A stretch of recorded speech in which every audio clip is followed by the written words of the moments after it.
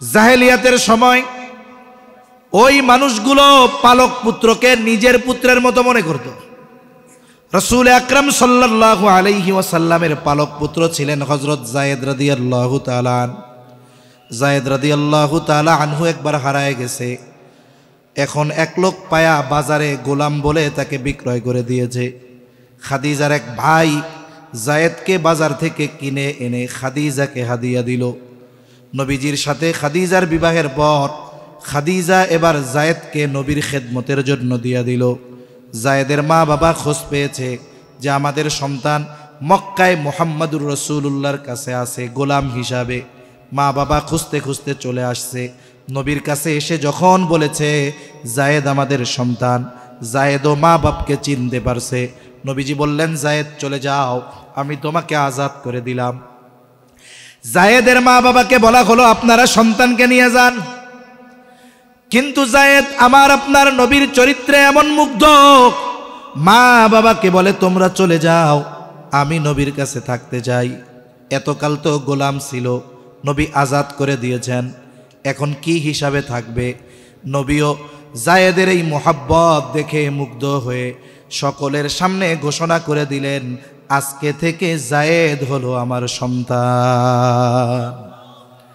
আর জাহেলিয়াতের সময় একটা কুসংস্কার ছিল, পালক পুত্রকে নিজের পুত্রের মতো মনে করা হইতো।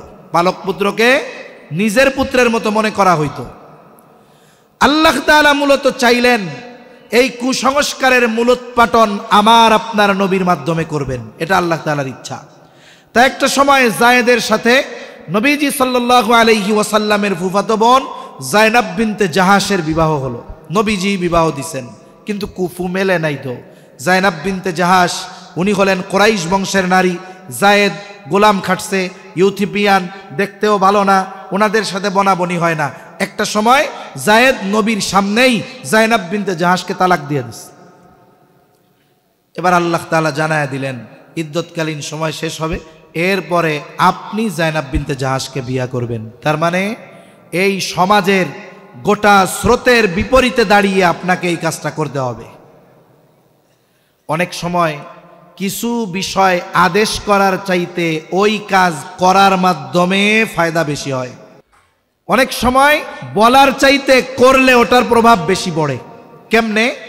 হুদাইবিয়ার সন্ধির সময় যখন সাহাবায়ে কেরাম মদিনা থেকে মক্কার উদ্দেশ্যে রওনা হয়েছে, দীর্ঘদিন পর বাইতুল্লাহ দেখবে, আত্মীয় স্বজনের সাথে দেখা করবে, বলে 10 ভাগের 9 ভাগ রাস্তা পার হয়ে গেছে, অল্প কিছু দূর মক্কা, সকলে ইহরাম পরিধান করে ফেলছে, যাই রে মক্কায় যাব, বাইতুল্লাহ দেখব, আত্মীয় স্বজনের সাথে দেখা করব।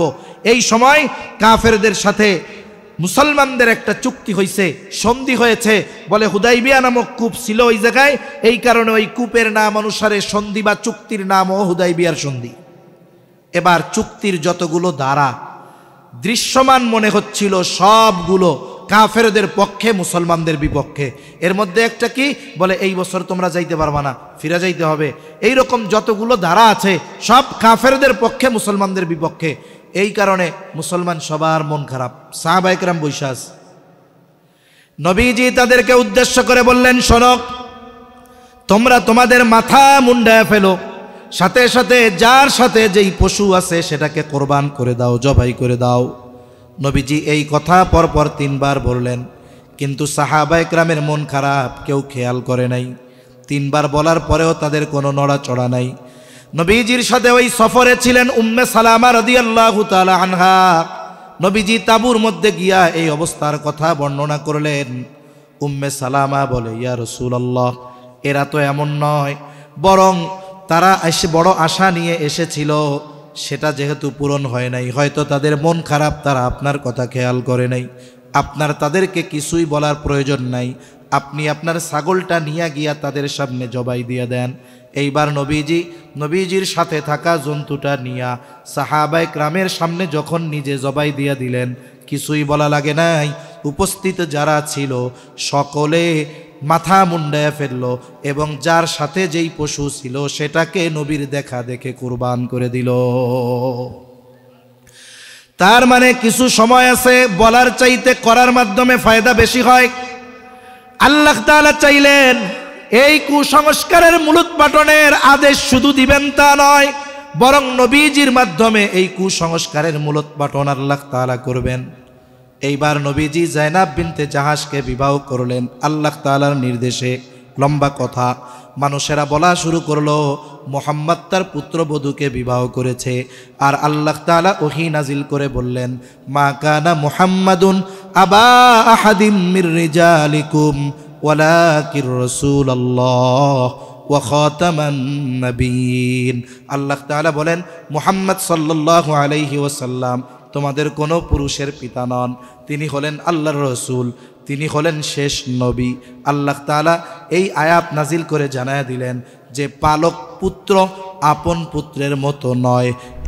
যে আয়াতখানা আপনাদের খেদমতে তিলাওয়াত করেছি, উক্ত আয়াতের মধ্যে আল্লাহ তাআলা আমার আপনার নবীর আদর্শ, আমার আপনার নবীর চরিত্রকে সার্বজনীন বলে অভিহিত করেছেন।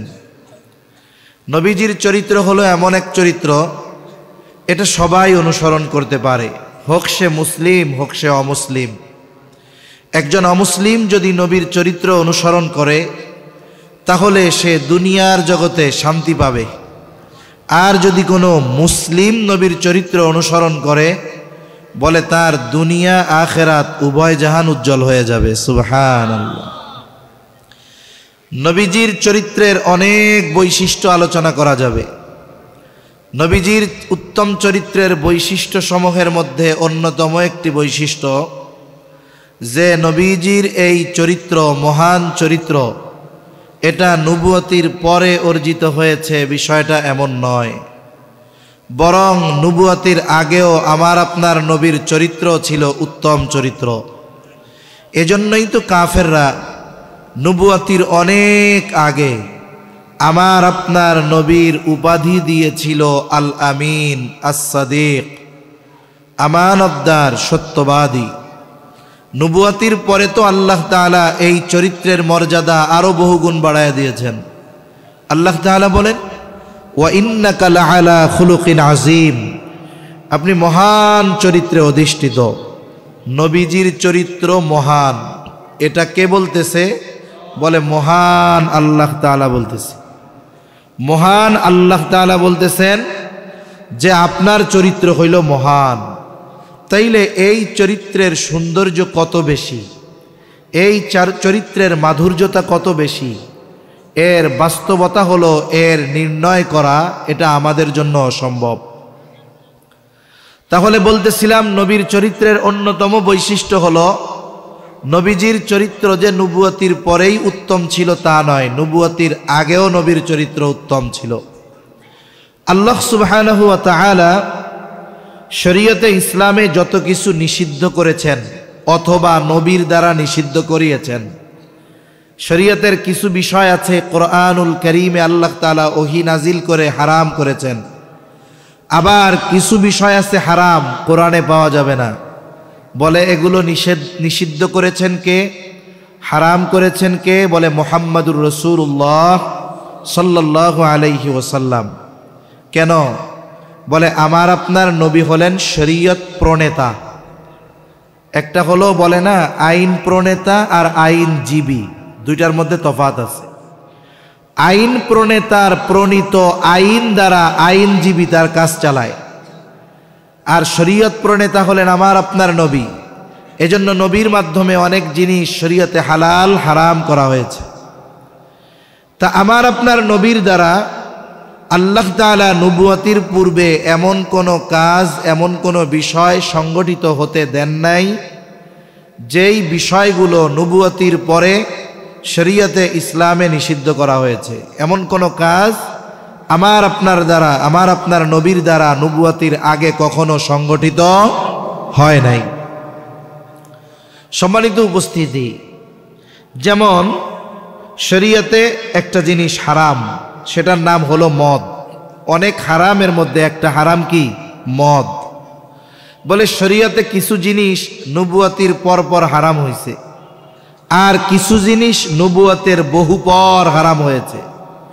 নবুয়তির বহু পরে যেই জিনিসগুলো হারাম হয়েছে এর মধ্যে একটা হলো মদ। মদ আল্লাহ তাআলা 4 ধাপে হারাম করেছেন। প্রথমবারই বলেন নাই যে এটা হারাম, বরং মদকে আল্লাহ তাআলা 4 ধাপে হারাম করেছেন। এই জন্য নবুয়াতির পরেও সাহাবায়ে কেরাম মদ পান করতেন। কেন? বলে ওই সময় ইসলামে মদ হারাম হয় নাই। কিন্তু এ কথা কেউ বলতে পারবে না যে নবুয়াতির পরে যখন মদ হারাম হয় নাই তখন আমার আপনার নবী মদ পান করছে, এ কথা কেউ বলতে পারবে না। উপরন্তু এ কথাও কারো বলার সুযোগ নাই নবুয়াতির পরে তো বহুদূর, যে নবুয়াতির আগেও আমার আপনার নবী গোটা 40 বছর হায়াতে কখনো মদ পান করেছেন, এই কথা কেউ বলতে পারবে না। আমার আপনার নবীকে আল্লাহ তাআলা হেফাজত করেছেন ওই সমস্ত বিষয় থেকে যেগুলো নবুয়াতির পরে হারাম করা হয়েছে, হোক সেটা পরপর হোক সেটা বহু পর। কেন হারাম করেছেন? কেন আল্লাহ তাআলা হেফাজত করেছেন? হেফাজত করার অন্যতম একটি কারণ হলো যে নবুয়াতির পরে যদি এমন কোনো বিষয় হারাম করা হতো যেই বিষয়টার সাথে নবুয়াতির আগে আমার আপনার নবীর সম্পৃক্ততা ছিল, তাহলে কাফেররা বলতো, মুহাম্মদ তুমি না কয়দিন আগে এই কাজটা করছো, এখন এটারে হারাম কইতেছো কেন? এজন্য শরীয়তে ইসলামে হারাম কোনো বিষয় নবুয়াতির আগেও আমার আপনার নবীর দ্বারা আল্লাহ তাআলা সংগঠিত হতে দেন নাই। একটা ঘটনা বলি। রসুল আকরাম সাল্লাল্লাহু আলাইহি ওয়াসাল্লাম তখন বালক। মক্কার মধ্যে বড় একটা বিবাহের অনুষ্ঠান, সবার দাওয়াত। এই বিবাহ অনুষ্ঠানের মূল আকর্ষণ হলো যে রাতের বেলা খাবার দাবারের পরে সারা রাত ব্যাপী নাচ গানের অনুষ্ঠান চলবে। জাহেলিয়াতের সময় বিবাহকে কেন্দ্র করে নাচ গান চলত, আর এখন আমরা বলি সভ্য সমাজ। এই সমাজেও অনেক মুসলমানের ঘরে বিবাহকে কেন্দ্র করে ডেক সেট, গান বাজনা বাজে কি বাজে না? আল্লাহ হেফাজত করুক, বলি আমিন। নবীজি তখন বালক, 10, 11, 12 বছর বয়স হবে। নবীজিও সবার সাথে ওই বিবাহ অনুষ্ঠানে গিয়েছেন। খাবার দাবারের পরে সবাই অপেক্ষা করতেছে যে কখন সেই আকাঙ্ক্ষিত অনুষ্ঠান শুরু হবে। ইতিমধ্যে একজন ঘোষণাকারী ঘোষণা দিল যে তোমরা ওই জায়গায় সবাই একত্রিত হও, ওইখানে এখনই নাচ গানের অনুষ্ঠান শুরু হবে। এইবার দলে দলে দৌড় শুরু করছে। আগে গিয়ে আগে বসতে পারলেই তো ভালো মতো দেখা যাবে, শোনা যাবে। নবীজির সাথে যারা ছিলেন তারাও ডাকতেছে, মুহাম্মদ তাড়াতাড়ি চলো। নবীজি বলতেছে, ওরা তো আমাকে ডাকে, কিন্তু আমার 2 চোখ জুড়ে ঘুম চলে আসছে, আমার গোটা দেহ কেমন যেন অবশ হয়ে আসতেছে। আমার এই অবস্থা পরিলক্ষণ করে ওরা আমাকে এখানে রেখেই ওরা চলে গেল। ওরা চলে গেছে, আমি ওই বাড়ির এক পাশে গিয়ে শুয়ে পড়লাম। কারণ মানুষের যখন প্রচণ্ড ঘুম আসে তখন বিছানা লাগে না, যে কোনো জায়গায় ঘুম দেওয়া যায়। এমনি একটা কথা বলে না, কয় খিদা মানে না পান্তা ভাত, ঘুম মানে না ভাঙ্গা খাট। এখন নবীজি বাড়ির এক পাশে শুয়ে পড়ছে। রাসূলুল্লাহ সাল্লাল্লাহু আলাইহি ওয়াসাল্লাম বলেন, ওরা আমাকে রেখে চলে গেল, আমি বাড়ির এক পাশে ঘুমায় গেলাম। সারা রাত পার হয়ে গেছে, সূর্য উঠে গেছে, আমার ঘুম ভাঙে না। সূর্যের আলো যখন আমার চোখের উপরে পড়েছে আমার তখন ঘুম ভাঙল। আমি ঘুম থেকে উঠে দেখি কোথাও কেউ নাই, কোনো আওয়াজ নাই, কেউ আশেপাশে নাই। নবীজি বলেন, ওরা আমাকে রেখে চলে গেল আর আমি ঘুমায় পড়লাম। সারা রাত ঘুমন্ত, আমি কিছুই টের পাই নাই সারা রাত এই বাড়িতে কি হয়েছে। কোনো আওয়াজ আমার কানে পর্যন্ত আসে নাই। চিন্তা করে দেখেন নবীজিকে আল্লাহ তাআলা কেমন করে হেফাজত করেছেন। উদাহরণ আরও দেওয়া যাবে, তবে লম্বা হয়ে যাবে কথা। মূল কথা যেটা আমি বোঝানোর জন্য এত কথা বললাম, যে ইসলামে যত নিষিদ্ধ বিষয় আছে এমন কোনো বিষয় নবুয়তির আগে আমার আপনার নবীর দ্বারা কখনো সংগঠিত হয় নাই। এই জন্য কাফেররা কখনো আমার আপনার নবীকে বলতে পারে নাই, মুহাম্মদ তুমি এখন এইটাকে হারাম বলতেছ, কিন্তু তুমিও তো আগে এক সময় এটা করেছো। এইরকম কোনো কথা কাফেররা বলার সুযোগ পায় নাই। বরং নবুয়তির পর কাফেররা আমার আপনার নবীকে বারবার হত্যার অপচেষ্টা করেছে, নবীজিকে হত্যার অপচেষ্টা করেছে। নবীজি নামাজে সেজদায় উটের নাড়ি ভুড়ি এনে নবীজির উপরে চাপিয়ে দেওয়া হয়েছে, নবীজির গলার সাথে কাপড় শক্ত করে পেঁচায় ধরা হয়েছে যাতে শ্বাসরুদ্ধ হয়ে মারা যায়। আবার সব গোত্র থেকে একজন প্রতিনিধি নিযুক্ত করা হয়েছে যেন সম্মিলিতভাবে তারা নবীকে হত্যা করতে পারে। কাফেররা বারবার আমার আপনার নবীকে হত্যার অপচেষ্টা করেছে ঠিক, কিন্তু কখনো নবীর চরিত্রের ব্যাপারে অপবাদ দেওয়ার দুঃসাহস তারা করতে পারে না। কাফেররা মানুষদেরকে আমার আপনার নবীর থেকে ঠেকায় রাখার জন্য নবীর ব্যাপারে সাধারণত 4টা শব্দ ব্যবহার করত। রাসূলুল্লাহ সাল্লাল্লাহু আলাইহি ওয়াসাল্লাম যখন 3 বছর গোপনে দাওয়াত দিলেন নবুয়তির পরে, 3 বছর পর আল্লাহ তাআলার নির্দেশ, ওয়া আনযির আশীরাতাকাল আকরাবিন, এখন আর গোপনে দাওয়াত দেওয়া যাবে না। আপনি আপনার পাড়া প্রতিবেশী, আত্মীয় স্বজন, বন্ধু বান্ধব যারা আছে সবাইকে দাওয়াত দেন। নবীজি সাফা পাহাড়ের উপরে দাঁড়ায় গেলেন, আর এক বর্ণনায় আসছে আবু কুবাইস পাহাড়ের উপরে দাঁড়ায় গেলেন। দুইটা যদিও শব্দের ভিন্নতা, কিন্তু এটার মধ্যে কোনো সমস্যা নাই। কেন? বলে সাফা পাহাড় হলো আবু কুবাইস পাহাড়ের একটা অংশ। নবীজি দাঁড়িয়ে গেলেন, আবু কুবাইস পাহাড় বলেন আর সাফা পাহাড় বলেন একই কথা। ওই পাহাড়ের একটা তাৎপর্য ছিল মক্কাবাসীর কাছে। বলে আবু কুবাইস পাহাড়ে উঠে কোনো ব্যক্তি, হোক সে পরিচিত হোক সে অপরিচিত, হোক সে আরবি হোক সে অনারবি, হোক সে ধনী হোক সে গরিব, যেই হোক না কেন, মুসিবতে পড়ে বিপদে পড়ে আবু কুবাইস পাহাড়ে উঠে সে যদি মক্কাবাসীকে সাহায্যের জন্য ডাক দিত, মানুষেরা দেখত না ব্যক্তিকে, বরং ওই পাহাড়ের দিকে খেয়াল করে মানুষেরা ওই ব্যক্তির সাহায্যার্থে ছুটে আসত। যেখানে একজন সাধারণ মানুষ যদি আহ্বান করে মক্কাবাসী চলে আসে, ওই জায়গায় আজকে ডাক দিয়েছে আল আমিন, দলে দলে সবাই ছুটে এসেছে। বুড়া নাই গুড়া নাই, দুগ্ধপোষ্য শিশুকে নিয়ে মা চলে আসছে, আল আমিন ডেকেছে, ও মুহাম্মদ কেন তুমি আমাদেরকে জমা করেছো, কেন ডেকেছো? নবীজি এইবার বলেন, আমি যদি তোমাদেরকে এই খবর দেই এই পাহাড়ের পেছন দিকে পাদদেশে একদল সৈন্য তোমাদের উপরে আক্রমণ করার জন্য প্রস্তুতি নিচ্ছে, আকুনতুম মুসাদ্দিকিয়া, তোমরা কি আমার এই কথার সত্যায়ন করবা নাকি? তোমরা কি আমার এই কথা বিশ্বাস করবা নাকি? নবীজি সবার দিকে প্রশ্ন ছুড়ে দিলেন।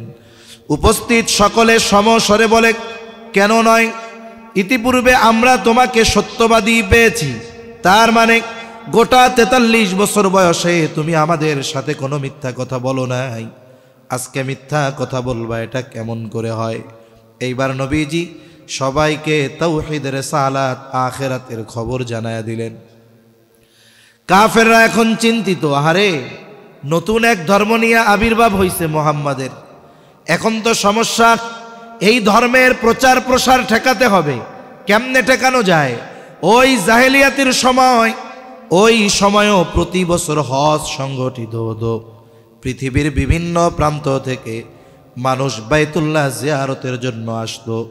কাফেররা চিন্তা করলো, পৃথিবীর বিভিন্ন প্রান্ত থেকে মানুষ যদি আসে আর মুহাম্মদ যদি তাদেরকে নতুন ধর্মের দাওয়াত দিয়া তার দলে ভিড়ায়া নেয়, এটা তো ভালো কাজ হবে না। তাইলে কি করা যায়? বলে যত মানুষ বাইতুল্লাহ জিয়ারতে আসবে, হজে আসবে, সবাইকে সতর্ক করতে হবে, কেউ যেন মুহাম্মাদের কাছে না যায়, কেউ যেন মুহাম্মাদের কথা না শুনে। কি করা যায়? এরা পরামর্শ করছে যে মক্কা প্রবেশের যতগুলো রাস্তা আছে প্রত্যেক রাস্তার মুখে তারা প্রতিনিধি দাঁড় করায় দিবে। মনে করেন উত্তর দিকের রাস্তার মাথায় একদল দাঁড় করায় দিবে। ওই পথে যারা আসবে তাদেরকে তারা সতর্ক করবে যে শোনো, মক্কায় একজন লোক আছে, তার নাম হলো মুহাম্মদ, খবরদার লোকটা কিন্তু পাগল, তোমরা তার দ্বারের কাছেও যাবা না। পূর্ব দিকে রাস্তায় প্রবেশের মাথায় একদল দাঁড় করায় দিয়েছে।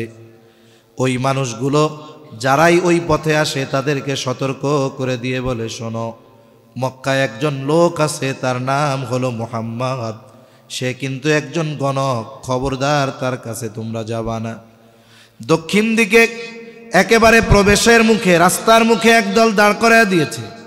ওই পথে যারাই আসে তারা ঘোষণা করে তাদেরকে জানায় দেয় শোনো, মক্কা একজন লোক আছে, নাম হলো মুহাম্মদ, খবরদার সে কিন্তু একজন কবি, তার দ্বারের কাছেও তোমরা যাবা না, তার কোনো কথা তোমরা মানবা না। পশ্চিম দিকে প্রবেশের রাস্তার একবারে মুখে একদল লোক দাঁড় করায় দিয়েছে। যারাই ওই পথে আসে সকলকে সতর্ক করে তারা বলে শোনো, মক্কায় একজন লোক আছে মুহাম্মদ, সে কিন্তু জাদুকর, খবরদার তোমরা কেউ তার ধারের কাছেও যাবা না।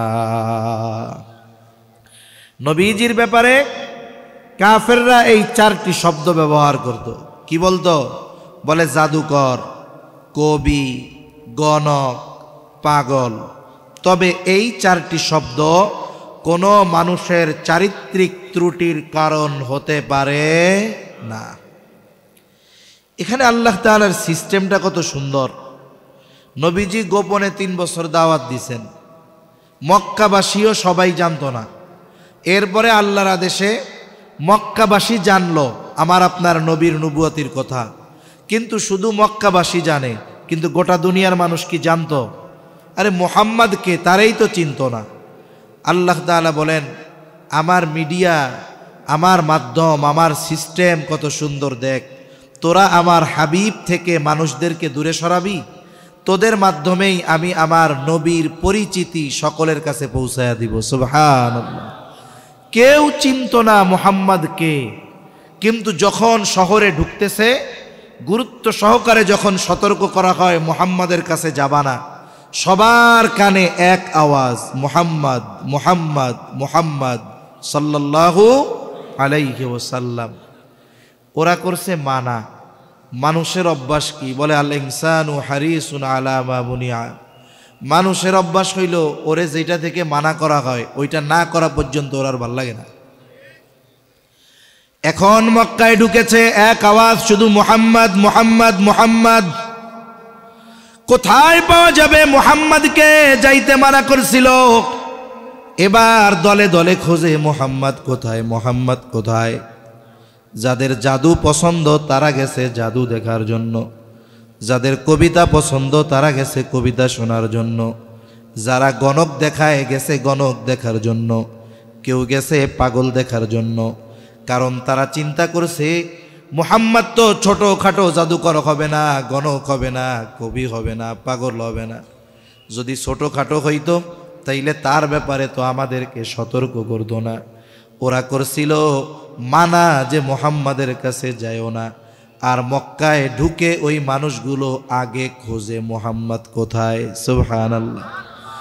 কেউ গেছে জাদু দেখার জন্য, কেউ কবিতা শোনার জন্য। আমার আপনার নবী গণক নাকি? আমার আপনার নবী পাগল নাকি? আমার আপনার নবী কবি নাকি? আমার আপনার নবী জাদুকর নাকি? বলে নবী তো এগুলোর কিছুই না, নবীর কাছে তো এগুলো কিছুই নাই।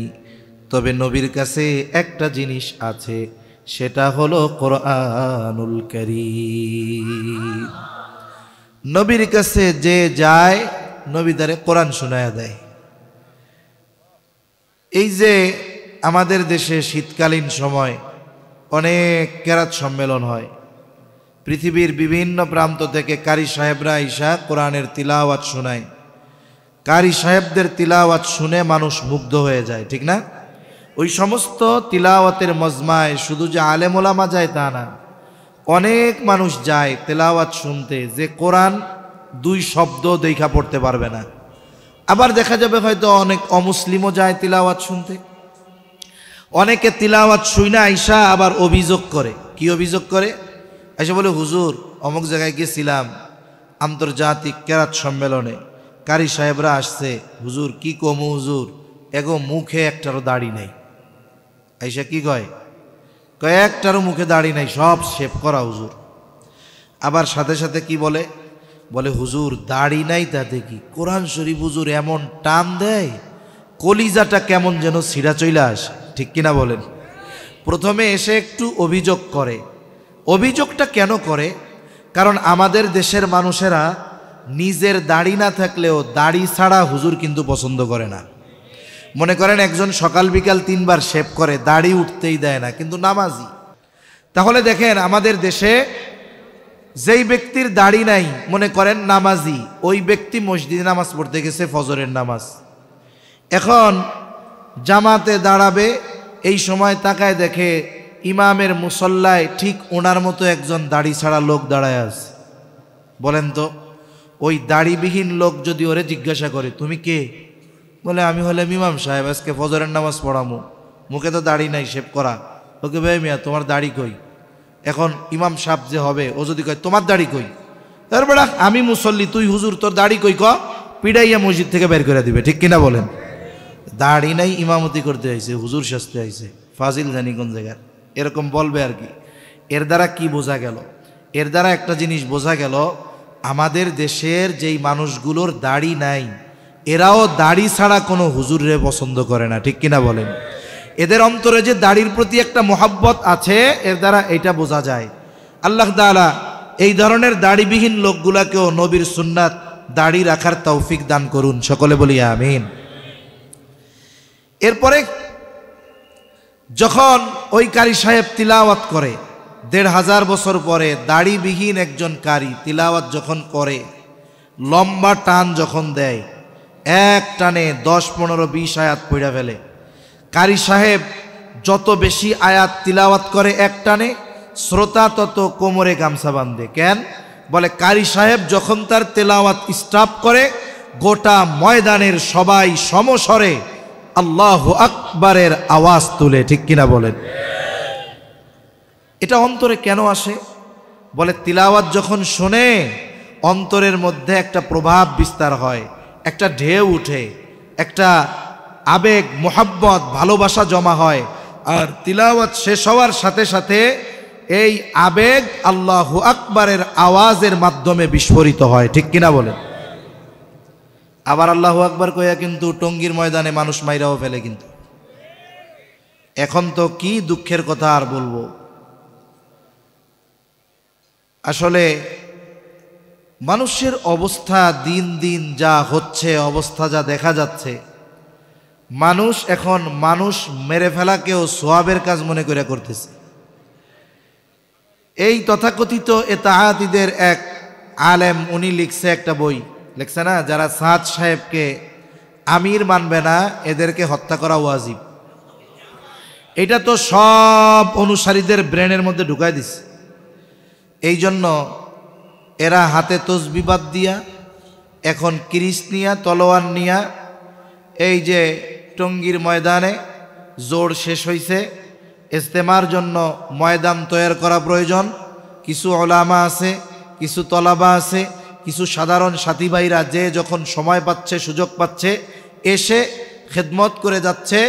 এই ধরনের মানুষগুলো, নিরহ নিরস্ত্র মানুষগুলো ভোর রাত্রে শুয়ে আছে, কেউ ঘুম, কেউ তাহাজ্জুদ পড়তেছে, অল্প কিছু পাহারা দিচ্ছে।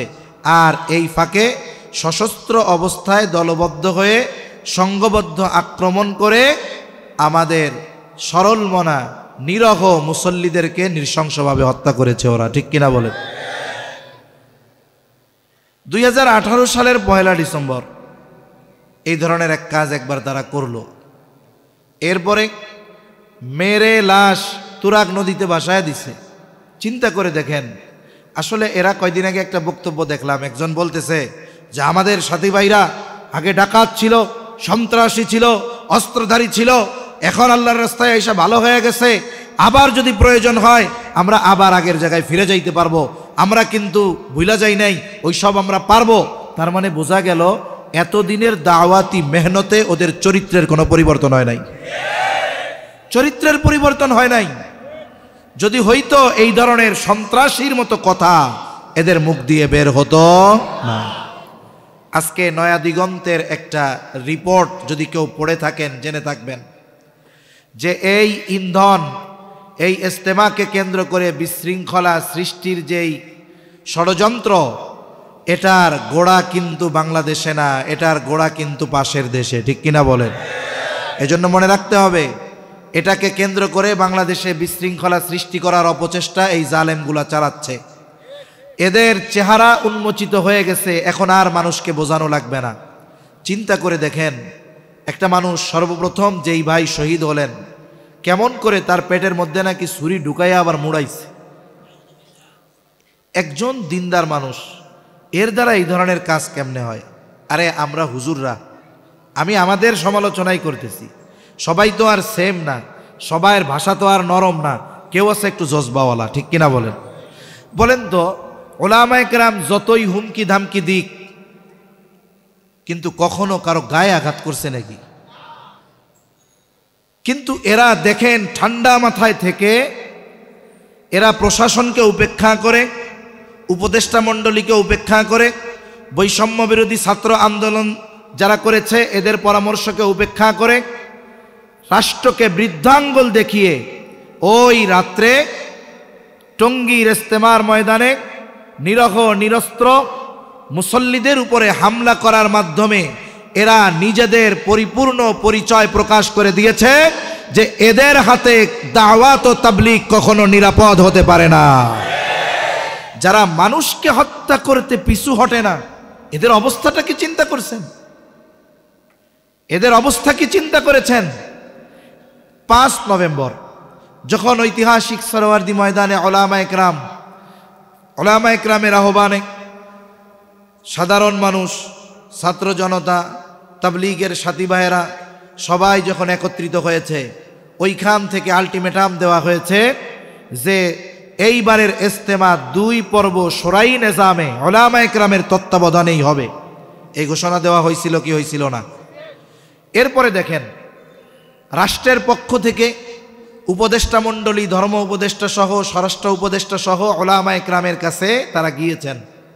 তারা বলেছেন যে দেখেন, আপনারা পারবেন, হকের উপরে আছেন, ঠিক আছে, কিন্তু রাষ্ট্রের এই সার্বিক পরিস্থিতির দিক বিবেচনা করে আপনাদের কাছে অনুরোধ থাকবে যে আপনারা বিগত সময়গুলোতে যেভাবে চলে আসতেছে এভাবেই এবার চালায়া দেন। তার মানে প্রথম পর্ব মাঠ আপনারা প্রস্তুত করবেন, আপনারা প্রথম পর্ব করবেন, এরপরে তারা দ্বিতীয় পর্ব করবে। দেখেন, ওলামায়ে কেরাম প্রশাসনের প্রতি সম্মান দেখিয়ে, রাষ্ট্রের প্রতি সম্মান দেখিয়ে, উপদেষ্টা মণ্ডলীর প্রতি সম্মান দেখিয়ে ওই রকম এক মজমায় আলটিমেটাম দেওয়ার পরেও শুধুমাত্র বৃহৎ স্বার্থের কথা চিন্তা করে, রাষ্ট্রকে সম্মান দেখিয়ে, আইনকে সম্মান দেখিয়ে তারা ওই আলটিমেটাম থেকে ফিরে এসে মেনে নিয়েছে যে ঠিক আছে, 1 পর্ব আমরা করব, পরের পর্ব তারা করবে, তবে আগের মতোই ওই স্বঘোষিত আমির বাংলাদেশে আসতে পারবে না। তারা বলছে ঠিক আছে, ওলামায়ে কেরাম মেনে নিয়েছে। মনে রাখবেন, এই বিষয়টাকে কেন্দ্র করে আমাদের ওই দলের কিছু লোক ভাইয়েরা ওনারা প্রচার শুরু করছে যে দেখো হুজুররা, ওলামায়ে কেরাম বা শুরাই নিজামের সাথী যারা, এরা ভয় পেয়ে গেছে। কথা বুঝেন নাই? এজন্যই তো 2 পর্বে করার কথা 1 পর্বে কি ফিরে গেছে। মনে রাখবেন, উদারতাকে কখনো দুর্বলতা ভাবতে হয় না। আপনারা উদারতাকে দুর্বলতা ভেবেছেন, আপনারা উদারতাকে দুর্বলতা ভেবে আপনারা সবার মতামতকে উপেক্ষা করে যাদেরকে ব্যবহার করে আপনারা সাদ কান্দলবিকে আনার অপচেষ্টা করেছিলেন, তাদের সাথেও বেঈমানি করেছেন, প্রশাসনের সাথে বেঈমানি করেছেন, রাষ্ট্রের সাথে বেঈমানি করেছেন, এবং আপনাদের মুখোশ এ বাংলাদেশের 18 কোটি মানুষের সামনে উন্মোচিত হয়ে গেছে। কথা একটাই, এদেশে যদি এখন থেকে তাবলীগের কাজ চলে, শুরাই নিজামে ওলামায়ে কেরামের তত্ত্বাবধানেই চলবে। সেজন্য আপনারাই আমাদেরকে বাঁকা হওয়ার জন্য উৎসাহ প্রদান করেছেন, কিন্তু আমরা আপনাদের মাথায় হাত দিব না, মাথায় লাঠি দিব না, কারণ আপনাদের আচরণ প্রশাসন দেখে ফেলেছে, রাষ্ট্রের মানুষ দেখেছে, আমাদের কিছু বলা লাগবে না, এখন আপনাদের সাইজ করার জন্য ওরাই যথেষ্ট, ঠিক কিনা বলেন? সাথে সাথে ওই 18 সালের 1 ডিসেম্বর এই রকম নেক্কারজনক ঘটনা ঘটানোর পরেও উলামায়ে কেরাম তাদের সাথে আলোচনা করে স্বাভাবিক কোনো মামলা টামলা না করে একটা ফয়সালা সমঝোতার মধ্যে গিয়েছিল, ক্ষমা করে দিয়েছিল। কিন্তু সহজ বিষয় হলো আপনারা আপনাদের চরিত্র পরিবর্তন করতে পারলেন না, এইবার আর আমাদের কিছু করার নাই। ইতিমধ্যে যেই মানুষগুলো সরল মনা সাধারণ মানুষদেরকে উস্কানি দিয়ে এই ধরনের হত্যাকাণ্ড সংগঠিত করিয়েছে, এই ধরনের মাথা যেই জালেমগুলো আছে এদের বিরুদ্ধে মামলা হয়েছে। মামলা হলে শুধু হবে না, আমরা এই হত্যাকারীদের হত্যার বিপরীতে তাদের সর্বোচ্চ শাস্তি কামনা করছি, ঠিক কিনা কোন? এদেশে তাবলীগের ইতিহাস যদি বলা হয়, এদেশে তাবলীগ কোনো আওয়ামের হাত ধরে আসে নাই, এদেশে তাবলীগ কোনো ইঞ্জিনিয়ার ডাক্তারের হাত ধরে আসে নাই। এই দেশে তাবলীগের কাজ শুরু করেছেন শামসুল হক ফরিদপুরি সদর সাহেব হুজুর রহমাতুল্লাহ আলাই। এই দেশের তাবলীগের প্রথম আমির যিনি ছিলেন তিনি সদর সাহেব হুজুর, যাকে বানাইছেন আব্দুল আজিজ রহমাতুল্লাহ আলাই। এই জন্য মনে রাখতে হবে, যেই কাজ উলামায়ে কেরামের তত্ত্বাবধানে এই দেশে শুরু হয়েছে, আবার ওই কাজের পূর্ণ নিয়ন্ত্রণ উলামায়ে কেরামের হাতেই থাকবে। এখন বলতে পারেন তেলে মধ্যে আপনারা কিছু কর না কেন? একটা বিষয় হলো যে একটা কাজ ধারাবাহিকভাবে চলতেছে, উলামায়ে কেরামের কাজ তো একমুখী না। কিছু মানুষ বোঝে না, কিছু মানুষ মনে করে তাবলীগই দিন, মানে যে তাবলীগের সাথী ও মনে করে এটাই দিন, দিনের আর কিছু লাগবে না, 6 সূরা শিখলাম আমার আর কিছু লাগবে না। আরে মিয়া, আপনাদের মনে করেন আজকের যিনি শাইখুল হাদিস আল্লামা আলী আহমদ সাহেব দামাত বারকাতুহুমুল আলিয়া, হুজুর যদি প্রতি বছরে 3 চিল্লা লাগায়, শাল লাগায়, বলেন তো এই যে হাদিসের দর্শ দিবে কে? বেটা তোরা এসে দর্শ দে পারলে, তাইলে আমরা হুজুরে চিল্লায় পাঠায় দিব না, ঠিক কিনা বলেন? কিন্তু তোরা তো 6 সূরার বেশি পারস না, তোরা 6 সূরার মাদ্রাসা খোলা শুরু করছস। এখন এই হাদিসের দর্শ দিবে কে? মাদ্রাসাগুলোর দেখাশোনা করবে কে? কোরআনের ছাত্রদেরকে পড়াবে কে? ফিকহ মাসআলাগুলো মানুষের সামনে সমস্যা সমাধানগুলো করবে কারা? এজন্য উলামায়ে কেরাম চিন্তা করতেছে দাওয়াত ও তাবলীগের মেহনত এটা দ্বীনের একটা ছোট্ট শাখা, এখানে আমাদের কিছু দিনদার ভাই যথাযথভাবে দায়িত্ব নিয়ে পরিচালিত করতেছে, করুক না, অসুবিধা কি? আমরা তাদের এই কর্মকে রেসপেক্ট করে এত সম্মান মর্যাদা দিয়েছি। এ বাংলাদেশের হাজারো হাজারো খতিব জুমার দিন যখন দাওয়াত ও তাবলীগের সাথীরা কোনো মসজিদে থেকেছে, অনেক মসজিদের বড় বড় খতিব মেম্বারের নিচে বসে জেনারেল শিক্ষিত একজনকে মেম্বারে বসায়া বয়ান করায়ছে, ঠিক কিনা বলেন? এই যে রেসপেক্ট, এটা আমার মনে হয় একটু বেশি করা হয়ে গেছিল। কারণ ও যখন ওই জায়গায় বসছে তখন চিন্তা করছে, তাহলে আমিও তো এই জায়গায় বসার যোগ্য, হুজুর যেহেতু এই জায়গায় বসতে পারে, আমিও যেহেতু বসতে পারি, তাইলে আমার আর হুজুরের মধ্যে পার্থক্য কি আছে? এই বিষয়টাই খেয়ে দিছে, এটাই সমস্যা। এজন্য উলামায়ে কেরাম যখন দেখছে যে এই কাজ যারা করতেছে এদের পদ্ধতি, কথাবার্তা, কর্ম লাইনচ্যুত হয়ে যাচ্ছে, তখনই আবার উলামায়ে কেরাম এটাকে সঠিক পথে ফিরিয়ে আনার জন্য মেহনত করতেছে, ঠিক কিনা বলেন? এখানে উলামায়ে কেরামের কোনো পদ পদবীর দরকার নাই। এখানে গেলে ব্যবসা বাণিজ্য হয়, বিষয়টাও তো এমন না। আরে মাহফিলে আসছি, এই কাজের পরে আমি যাওয়ার সময় হয়তো ওনারা আমাকে হাদিয়া দিবে, কথার কথা গাড়ি ভাড়া দিবে। কিন্তু বলেন তো, দাওয়াতের মেহনতে যখন আমরা আগে ছাত্র জামানায় গেছি, এখানে আমরা যখন যাইতাম আমাদেরকে তো কেউ টাকা দিত না, বরং এই কাজের দায়িত্ব নিলে পকেট থেকে আরো পয়সা খরচ করা লাগে, ঠিক কিনা বলেন? তাইলে যেখানে পয়সা খরচ করা লাগে, উলামায়ে কেরাম সেই দায়িত্ব কেন নিতে চায়? বলে তোমরা যখন এই দায়িত্ব পালনে ব্যর্থ হচ্ছ, কোরআন সুন্নাহর অপব্যাখ্যা করতেছ, উলামা বিদ্বেষ, আলেমদের বিদ্বেষ মানুষের অন্তরের মধ্যে ঢুকিয়ে দিচ্ছ, তোমাদের এই অপকর্ম দমন করার জন্যই উলামায়ে কেরাম ময়দানে নামতে বাধ্য হচ্ছে। নইলে তোমরা আগের গতিতে চললে ওই শাখা নিয়ে তোমরা কাজ করতে, আমাদের তো অসুবিধা ছিল না। তা সম্মানিত উপস্থিতি, এক কথার থেকে আর এক দিকে চলে গেলাম। কোন জায়গার থেকে জানি দাওয়াত ও তাবলীগের কথায় গেছি? কারি সাহেবের তিলাওয়াত থেকে, যে দেখেন যে নারায়ে তাকবীরের ধ্বনি দিয়া মানুষ তখন তার অন্তরের মধ্যে তিলাওয়াত শুনে যেই আবেগ আসে, এই আবেগের বিস্ফোরণ ঘটে তাকবীরের মাধ্যমে। আর বলতেছিলাম যে কিছু ভাই ওই রাত্রের কিছু ভিডিও আমার কাছে আছে আর কি, তসবিহ পড়তে পড়তে মারতেছে, তাকবীর বলতে বলতে আর এক মুসলমান ভাইকে মারতেছে। আমি শুনেছি, এটা একজন ভাই বললেন, আমি কোনো অথেন্টিক সোর্স পাই নাই। উনি বলতেছে যে মারতেছে যখন, তখন নাকি এই রকম কথা ওরা বলতেছে যে শোন, এরা হলো উলামায়ে সু, এদেরকে মারলেই আমাদের সওয়াব। এখন আমি একটা কথা বলি, আমি তো মুফতি সাহেব না, একটু চিন্তা করেন। এখন একজনকে যদি কেউ মারতে চায় বা মারে, আল্লাহর নবী বলেন সিবাবুল মুমিনি ফুসুক ওয়া কিতালুহু কুফর। নবীজি সাল্লাল্লাহু আলাইহি ওয়াসাল্লাম বলেন মুমিনকে গালি দেওয়া ফাসিকি, কবিরা গুনাহ, আর হত্যা করা বলে এটা কুফুরি। এখন বলেন একজন মুমিনকে যদি কেউ মারতে যায়, এটা বড় ধরনের গুনাহ নয় কি? একে তো মারতেছে, আবার ওই মারাটাকে সওয়াবের কাজ মনে করে মারতেছে। আমার সন্দেহ হয় এদের তো ঈমান থাকার কথা না। আরে ভাই, নামাজ ফরজ, নামাজ পড়া কি? একজন নামাজ পড়ে না, সে কবিরা গুনাহ করতেছে। কিন্তু কেউ যদি নামাজের ফরজিয়াতকে অস্বীকার করে, ঈমান থাকবে? তাহলে একজন গুনার কাজ করে, এই গুনার কাজটাকে গুনাহ মনে করে করলে তো একটা বিষয় ছিল, কিন্তু এই গুনার কাজটাকে যখন ফজিলতের কাজ, সওয়াবের কাজ, নেকের কাজ করে করতেছে, তার ঈমান থাকে কেমনে? আমার তো বুঝে আসে না। আল্লাহ সকলকে সঠিক বুঝ দান করুক, বলি আমিন। তাহলে নবীজির কাছে আছে কোরআন।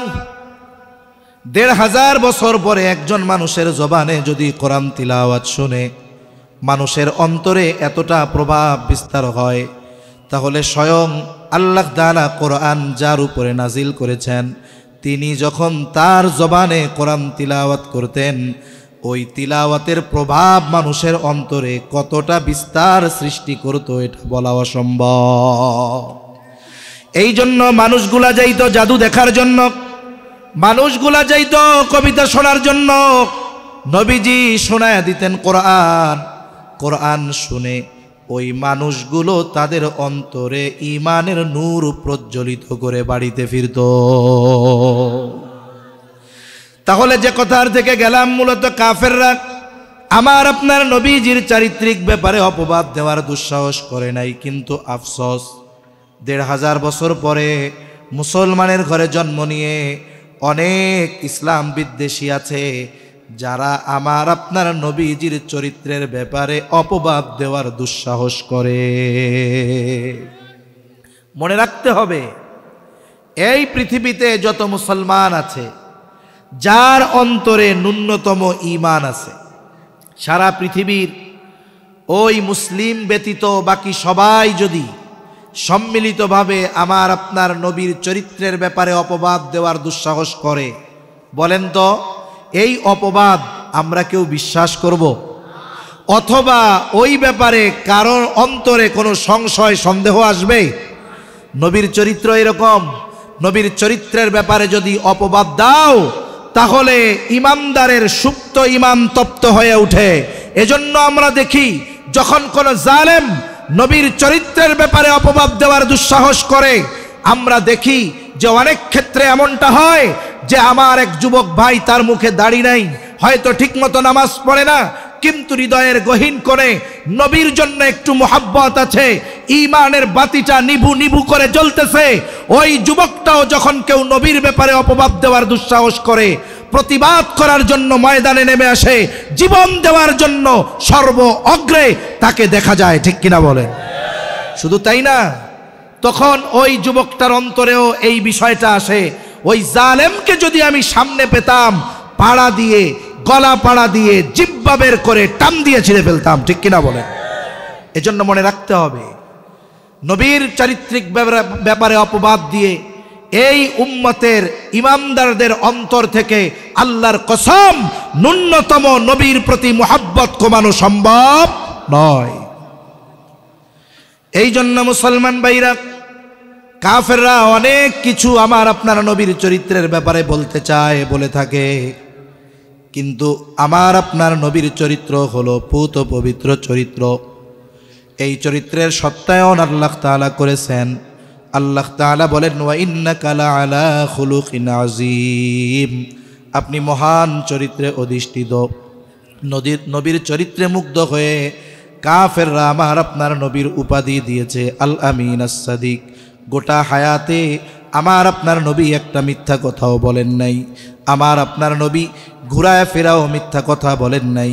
কেমন সুন্দর চরিত্র নবীজির। কাফেররা অনেক বিষয়কে সামনে এনে নবীর চরিত্রের ব্যাপারে অপবাদ দেওয়ার দুঃসাহস করেছে। নবীর ব্যাপারে ইসলাম বিদ্বেষীরা অনেক প্রশ্ন তুলেছে, তবে সবগুলো বলার মতো সময় সুযোগ আমার হাতে নাই। দুই একটা বলে আমি আলোচনা শেষ করে দেই। দেখেন, নবীর চরিত্রের ব্যাপারে অপবাদ দিতে গিয়ে ইসলাম বিদ্বেষীরা একটা কথা বলতো, বলে কি, কাফেররাও সেটা বলতো, বলে কি কথা, বলে নবী নাকি তার পুত্রবধূকে বিবাহ করেছে। নাউজুবিল্লাহ বলেন। ইতিহাস হলো জাহেলিয়াতের সময় ওই মানুষগুলো পালক পুত্রকে নিজের পুত্রের মতো মনে করত। রাসূল আকরাম সাল্লাল্লাহু আলাইহি ওয়াসাল্লামের পালক পুত্র ছিলেন হযরত যায়েদ রাদিয়াল্লাহু তাআলা আনহু। যায়েদ রাদিয়াল্লাহু তাআলা আনহু একবার হারায় গেছে। এখন এক লোক পায়া বাজারে গোলাম বলে তাকে বিক্রয় করে দিয়েছে। খাদিজার এক ভাই যায়েদকে বাজার থেকে কিনে এনে খাদিজাকে হাদিয়া দিল। নবীজির সাথে খাদিজার বিবাহের পর খাদিজা এবার যায়েদকে নবীর খেদমতের জন্য দিয়া দিল। যায়েদের মা বাবা খোঁজ পেয়েছে যে আমাদের সন্তান মক্কায় মুহাম্মাদুর রাসূলুল্লাহর কাছে আছে গোলাম হিসাবে। মা বাবা খুঁজতে খুঁজতে চলে আসছে। নবীর কাছে এসে যখন বলেছে যায়েদ আমাদের সন্তান, যায়েদও মা বাপকে চিনতে পারছে। নবীজি বললেন, যায়েদ চলে যাও, আমি তোমাকে আজাদ করে দিলাম। যায়েদের মা বাবাকে বলা হলো আপনারা সন্তানকে নিয়ে যান। কিন্তু যায়েদ আমার আপনার নবীর চরিত্রে এমন মুগ্ধ, মা বাবাকে বলে তোমরা চলে যাও, আমি নবীর কাছে থাকতে চাই।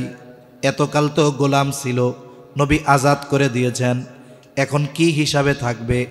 নবীও যায়েদের এই মোহাব্বত দেখে মুগ্ধ হয়ে সকলের সামনে ঘোষণা করে দিলেন, আজকে থেকে যায়েদ হলো আমার সন্তান।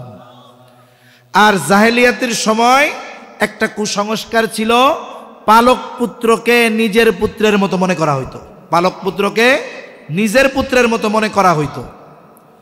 আল্লাহ তাআলা মূলত চাইলেন এই কুসংস্কারের মূলোৎপাটন আমার আপনার নবীর মাধ্যমে করবেন, এটা আল্লাহ তাআলার ইচ্ছা।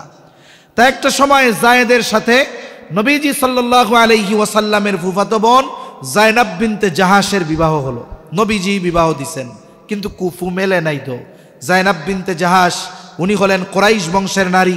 যায়েদ গোলাম খাটছে, ইউথিপিয়ান, দেখতেও ভালো না, ওনাদের সাথে বনাবনি হয় না। একটা সময় যায়েদ নবীর সামনেই যায়নাব বিনতে জাহাশকে তালাক দিয়ে দিছে। এবার আল্লাহ তাআলা জানায়া দিলেন ইদ্যতকালীন সময় শেষ হবে, এরপরে আপনি যায়নাব বিনতে জাহাশকে বিয়া করবেন। তার মানে এই সমাজের গোটা স্রোতের বিপরীতে দাঁড়িয়ে আপনাকে এই কাজটা করতে হবে। অনেক সময় কিছু বিষয় আদেশ করার চাইতে ওই কাজ করার মাধ্যমে ফায়দা বেশি হয়। যেমন সংক্ষিপ্ত সারে বলি, আমি আর 10 মিনিটে শেষ করে দিই। হ্যাঁ, অনেক সময় বলার চাইতে করলে ওটার প্রভাব বেশি পড়ে। কেমনে? হুদাইবিয়ার সন্ধির সময় যখন সাহাবায়ে কেরাম মদিনা থেকে মক্কার উদ্দেশ্যে রওনা হয়েছে, দীর্ঘদিন পর বাইতুল্লাহ দেখবে, আত্মীয় স্বজনের সাথে দেখা করবে, বলে 10 ভাগের 9 ভাগ রাস্তা পার হয়ে গেছে, অল্প কিছু দূর মক্কা, সকলে ইহরাম পরিধান করে ফেলছে, যাই রে মক্কায় যাব, বাইতুল্লাহ দেখব, আত্মীয় স্বজনের সাথে দেখা করব। এই সময় কাফেরদের সাথে মুসলমানদের একটা চুক্তি হয়েছে, সন্ধি হয়েছে, বলে হুদাইবিয়া নামক কূপ ছিল ওই জায়গায়, এই কারণে ওই কূপের নাম অনুসারে সন্ধি বা চুক্তির নামও হুদাইবিয়ার সন্ধি। এবার চুক্তির যতগুলো ধারা দৃশ্যমান মনে হচ্ছিল সবগুলো কাফেরদের পক্ষে, মুসলমানদের বিপক্ষে। এর মধ্যে একটা কি বলে, এই বছর তোমরা যাইতে পারবা না, ফিরে যাইতে হবে। এই রকম যতগুলো ধারা আছে সব কাফেরদের পক্ষে, মুসলমানদের বিপক্ষে। এই কারণে মুসলমান সবার মন খারাপ। সাহাবায়ে কেরাম বৈশা আছে। নবীজি তাদেরকে উদ্দেশ্য করে বললেন, শোনো, তোমরা তোমাদের মাথা মুন্ডায় ফেলো, সাথে সাথে যার সাথে যেই পশু আছে সেটাকে কোরবান করে দাও, জবাই করে দাও। নবীজি এই কথা পরপর 3 বার বললেন, কিন্তু সাহাবায়ে কেরামের মন খারাপ, কেউ খেয়াল করে নাই। 3 বার বলার পরেও তাদের কোনো নড়াচড়া নাই। নবীজির সাথে ওই সফরে ছিলেন উম্মে সালামা রাদিয়াল্লাহু তাআলা আনহা। নবীজি তাঁবুর মধ্যে গিয়া এই অবস্থার কথা বর্ণনা করলেন। উম্মে সালামা বলে, ইয়া রাসূলুল্লাহ, এরা তো এমন নয়, বরং তারা এসে বড় আশা নিয়ে এসেছিল, সেটা যেহেতু পূরণ হয় নাই, হয়তো তাদের মন খারাপ, তারা আপনার কথা খেয়াল করে নাই। আপনার তাদেরকে কিছুই বলার প্রয়োজন নাই, আপনি আপনার ছাগলটা নিয়ে গিয়া তাদের সামনে জবাই দিয়ে দেন। এইবার নবীজির সাথে থাকা জন্তুটা নিয়া সাহাবায়ে কেরামের সামনে যখন নিজে জবাই দিয়া দিলেন, কিছুই বলা লাগে নাই। উপস্থিত যারা ছিল সকলে মাথা মুন্ডায় ফেললো এবং যার সাথে যেই পশু ছিল সেটাকে নবীর দেখা দেখে কুরবান করে দিল। তার মানে কিছু সময় আছে বলার চাইতে করার মাধ্যমে ফায়দা বেশি হয়। আল্লাহ তাআলা চাইলেন এই কুসংস্কারের মূলোৎপাটনের আদেশ শুধু দিবেন তা নয়, বরং নবীজির মাধ্যমে এই কুসংস্কারের মূলোৎপাটন আল্লাহ তাআলা করবেন। এইবার নবীজি জায়নাব বিনতে জাহাশকে বিবাহ করলেন আল্লাহ তাআলার নির্দেশে। লম্বা কথা, মানুষেরা বলা শুরু করলো মুহাম্মদ তার পুত্রবধূকে বিবাহ করেছে।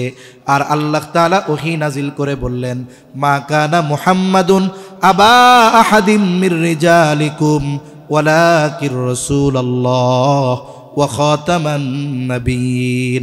আল্লাহ তাআলা বলেন, মুহাম্মদ সাল্লাল্লাহু আলাইহি ওয়াসাল্লাম তোমাদের কোনো পুরুষের পিতা নন, তিনি হলেন আল্লাহর রসুল, তিনি হলেন শেষ নবী। আল্লাহ তাআলা এই আয়াত নাজিল করে জানায়া দিলেন যে পালক পুত্র আপন পুত্রের মতো নয়।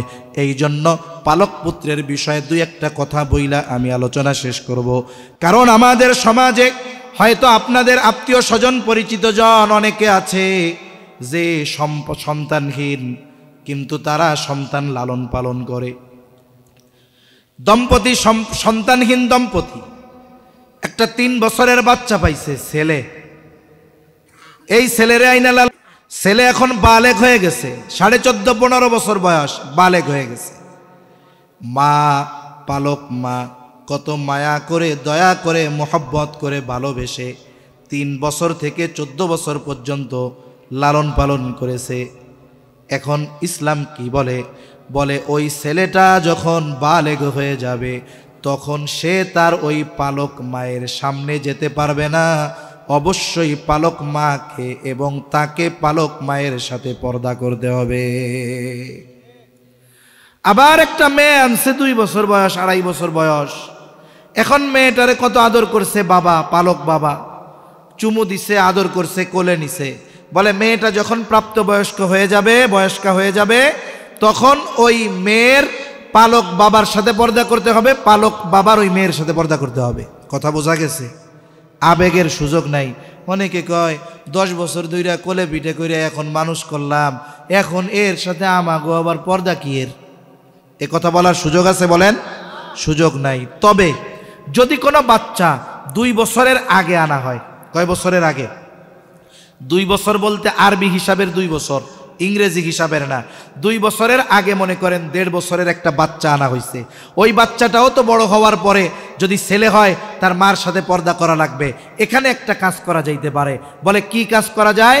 বলে যদি ওই মহিলার আপন বোন থাকে, যেই বোনের ছোট বাচ্চা আছে, ওই বাচ্চা দুধ পান করে, তাহলে ওই পালক পুত্রটারে দিয়া এইবার বোনের দুধ পান করায়া দিবে। তাহলে সম্পর্ক কি হয়ে গেল? পালক মার সম্পর্ক হয়ে গেল দুধ খালা। ঠিক কিনা বলেন? এখন সম্পর্কে যেহেতু খালা হয়ে গেছে, দুধ সম্পর্কের একটা আত্মীয় হয়ে গেছে, এই বাচ্চা বড় হওয়ার পরে ওই মহিলার আর পর্দা করা লাগবে না। মনে করেন একটা মেয়ে আনছেন, এই মেয়েটা আসছে 1.5 বছর বয়স, আপনি পালক বাবা, আপনি কি করেন? বলে আপনার যদি কোনো বোন থাকে, ওই বোনের যদি কোনো বাচ্চা থাকে, সে যদি দুধ পান করাইতে পারে, তাহলে মেয়েটারে দিয়ে আপনি দুধ পান করায়া দেন। তাইলে কি হইল? আপনার বোন হইল তার দুধ মা, আপনি হয়ে গেলেন দুধ সম্পর্কের মামা। ঠিক কিনা কন? এখন কি হইল? মেয়েটা বড় হলে তার সাথে আপনি দেখা করতে পারবেন। কেন? বলে আপনার বোনের দুধ পান করছে যে, এই জন্য এর সাথে আপনার বিবাহ হারাম। কথা বোঝা গেছে তো? এই বিষয়টা আমাদের সমাজে অনেক মানুষ জানে না।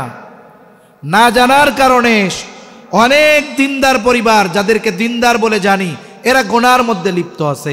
রাসূলুল্লাহ সাল্লাল্লাহু আলাইহি ওয়াসাল্লাম এই যে পালক পুত্র যে আপন পুত্রের মতো নয়, আল্লাহ তাআলা এই কুসংস্কার মূলোৎপাটন করার লক্ষ্যে যায়েদের তালাকপ্রাপ্ত স্ত্রী যায়নাব বিনতে জাহাশের সাথে আল্লাহ সুবহানাহু ওয়া তাআলা আমার আপনার নবীজির বিবাহ বন্ধনের সিদ্ধান্ত নিয়েছেন। সুবহানাল্লাহ। আল্লাহ তাআলা এর মাধ্যমে একটা কুসংস্কারের মূলোৎপাটন করে দিয়েছেন। এরপরে আরো অনেক বলে নবীজি নারী লোভী ছিল, নাউজুবিল্লাহ বলেন। বলে সম্পদের লোভে নবী নাকি খাদিজারে বিয়ে করছে, নাউজুবিল্লাহ বলেন। এখানে স্বল্প সময় কথা বইলা দেই, হযরত চলে আসতেছে, যে আমার আপনার নবী খাদিজা রাদিয়াল্লাহু তাআলা আনহাকে যখন বিবাহ করছে, নবীজির বয়স ছিল 25, খাদিজার বয়স 40। আরে ইতিহাস তো বলে নবী বিয়ার প্রস্তাবই দেন নাই, খাদিজার পক্ষ থেকে প্রস্তাব গিয়েছে।